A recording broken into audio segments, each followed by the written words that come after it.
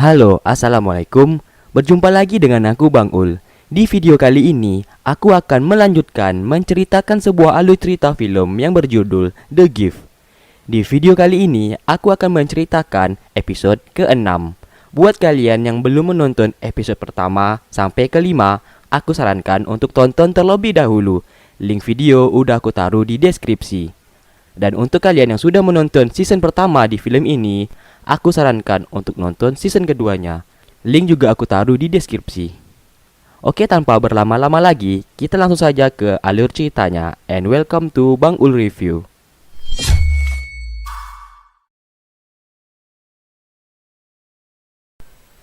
Di awal film diceritakan, Pun telah mundur sebagai ketua kelas, dan Pak Pom akan mencari kandidat untuk menjadikannya ketua kelas yang baru.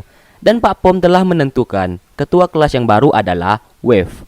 Sebagai ketua kelas yang baru, Wave mengatakan ia memiliki sebuah peraturan yang baru di kelasnya, yaitu ia meminta siswa yang belum menemukan potensinya harus secepatnya menemukan bakat dan potensinya.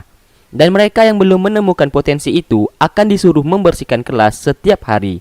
Yang pastinya peraturan itu ditujukan untuk Peng, karena hanya dia yang belum menemukan potensinya. Karena hal itu, Peng menjadi kesal dengan peraturan yang Wave buat. Akhirnya, setiap kelas berakhir, Peng harus membersihkan kelas itu. Di saat Peng sedang membersihkan kelas itu, ia pun melempar penghapus papan tulis yang tanpa sengaja mengenai Pak Supot yang kebetulan datang menghampirinya. Di sana mereka berdua mengobrol dan Peng mengatakan ia kesal dengan dirinya karena sudah berbulan-bulan ia belum menemukan potensi di dalam dirinya. Di saat itu ada seseorang yang sedang mengintip dan Peng menyadari itu, namun tidak terlalu memperdulikan. Di saat mereka berbicara, Pak Supot memberikan sebuah kertas pengembangan diri dan menyuruhnya untuk berbicara kepada teman-temannya yang tak pernah ia ajak bicara. Siapa tahu dengan begitu Peng bisa menemukan potensinya. Tak lama kemudian, Peng menemui salah satu siswa berbakat yang bernama Mon. Yang kebetulan, Mon baru saja bergabung dengan klub bela diri. Diketahui ternyata Mon memiliki potensi, yaitu ia dapat meningkatkan kekuatannya menjadi manusia super.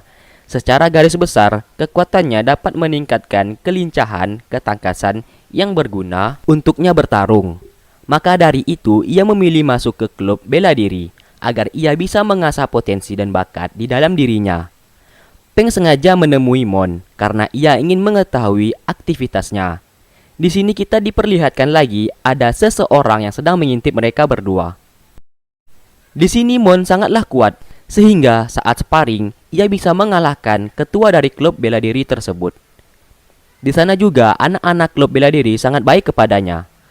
Di saat pelatih menunjuk Mon untuk menjadi perwakilan sekolah untuk perlombaan bela diri, Mon awalnya tidak setuju karena ia merasa masih anak baru. Seharusnya anak-anak lamalah yang harusnya mengikuti perlombaan itu. Saking baiknya, anak-anak lama di klub itu tidak mempermasalahkan masalah itu dan tetap mendukung Mon untuk menerima menjadi perwakilan sekolah untuk perlombaan bela diri. Tak lama kemudian, seseorang dari anak klub itu yang bernama Jen berteriak. Lalu mereka di sana menghampiri anak itu yang saat itu sedang di WC. Di saat Mon mendekatinya, tiba-tiba Jen langsung berteriak dan mencekik Mon. Terlihat wajah Jen berubah sedikit agak menyeramkan. Lalu Peng melihat seseorang yang ia curigai sedang berjalan dan pergi dari WC. Diberitakan di saat itu ada sebuah kasus, yaitu pakaian dalam milik wanita banyak yang menghilang. Tetapi sampai saat ini tidak diketahui siapa pelaku pencurinya. Saat di UKS, perawat mengatakan Jen menunjukkan gejala orang yang seperti pecandu narkoba dan akan diperiksa lebih dalam lagi. Singkat cerita, anak-anak klub bela diri sedang mengadakan camp latihan. Kebetulan, Bu Lada yang mengambil alih menjadi pengawas mereka, karena Bu Lada takut kasus Jen terulang lagi.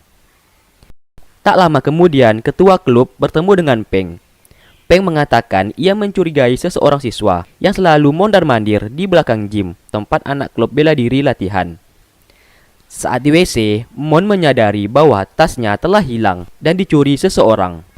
Di saat Peng dan ketua klub sedang mengobrol, tiba-tiba pintu di samping mereka tertutup sendiri. Karena curiga, mereka pun masuk ke dalam. Kembali lagi ke Mon. Di saat itu, ia menemukan sebuah celah lubang yang sangat besar di balik kloset WC. Karena penasaran, ia pun langsung masuk ke dalam. Di sana, Peng dan ketua klub melihat sebuah kotak yang isinya banyak sekali pakaian dalam wanita. Dan mereka melihat seseorang siswa yang sedang menciumi pakaian dalam itu. Karena ketahuan, siswa itu langsung lari dari gudang itu. Di gudang itu juga banyak tas-tas milik siswa lain yang dicuri oleh siswa tadi. Tak lama kemudian, tiba-tiba Mon keluar dari lubang yang ia masuki saat di WC. Yang ternyata lubang itu langsung terhubung ke gudang itu. Akhirnya mereka mengetahui bahwa pencuri pakaian dalam wanita itu bernama Duke. Dan mereka pun mengejarinya. Namun tidak berhasil menangkapnya. Setelah itu, Pak Pom menghubungi Mon dan mengatakan hasil penelitiannya yaitu gejala yang diderita Jen bukan berasal dari narkoba, melainkan dari stimulan atau keringat yang dihasilkan oleh Mon. Diketahui efek negatif dari kekuatan Mon yaitu apabila keringatnya mengenai orang lain, orang itu akan mengalami gejala seperti pecandu narkoba. Yang lebih parahnya lagi, orang-orang itu akan menunjukkan sifat aslinya, yaitu sisi negatif dari orang-orang yang terkena keringatnya Mon. Singkatnya, keringat Mon dapat membuat orang menjadi menggila dan menunjukkan sisi negatif di dalam diri orang itu.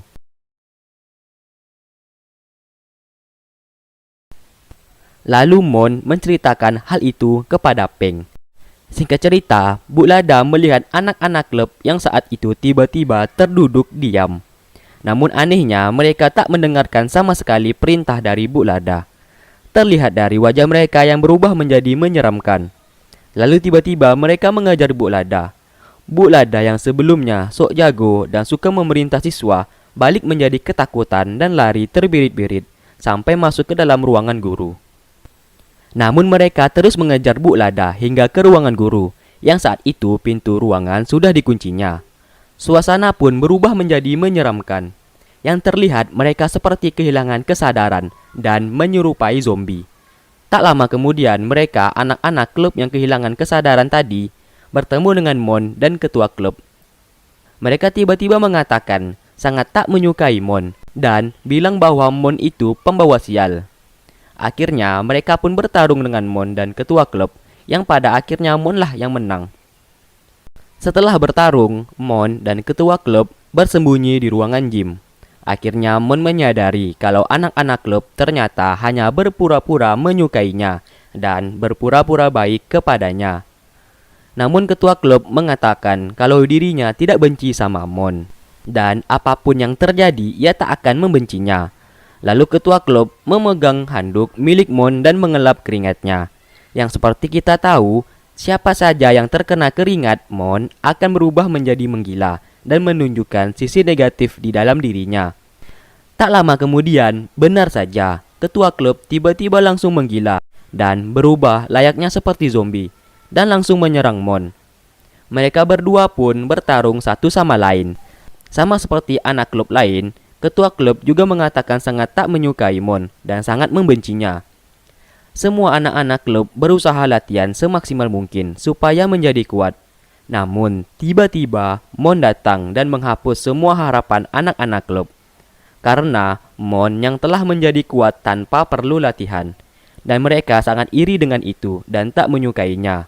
Ditambah lagi, Mon yang tiba-tiba terpilih menjadi perwakilan perlombaan bela diri. Mereka yang telah latihan setengah mati agar bisa masuk ke dalam kompetisi itu pun menjadi sirna dan hilang harapan karena Mon. Singkat cerita, anak klub bela diri yang menggila tadi telah dibawa ke rumah sakit. Terungkap sudah, ternyata anak-anak klub menggila karena handuk bekas pakai Mon untuk mengelap keringatnya telah menyebar dan mengenai anak-anak klub lainnya. Maka dari itu mereka menggila dan seperti zombie. Tak lama kemudian, Peng melihat salah satu anak klub bela diri, yaitu teman lamanya Peng, yang bernama Nak. Ia sedang menghajar Duke, yaitu siswa yang mencuri pakaian dalam wanita di sekolah. Di saat itu, Peng melerai mereka berdua. Namun akhirnya justru Peng yang beradu mulut dengan temannya itu.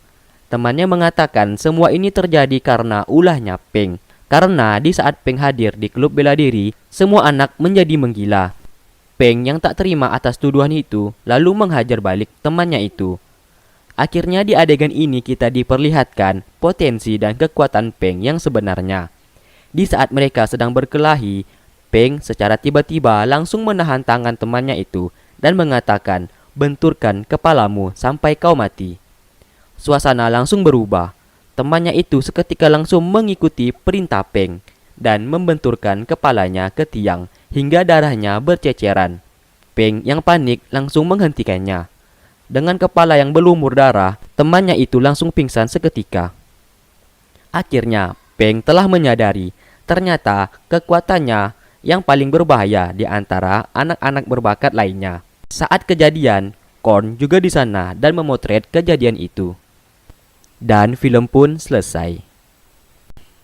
Oke, berarti bisa kita simpulkan kekuatan Peng yaitu bisa memerintah seseorang untuk melakukan apapun yang ia inginkan hanya dengan menyentuh bagian tubuh seseorang itu. Terima kasih buat kalian yang sudah menonton film ini dari awal hingga akhir. Sampai berjumpa di next episode berikutnya. Wassalamualaikum warahmatullahi wabarakatuh.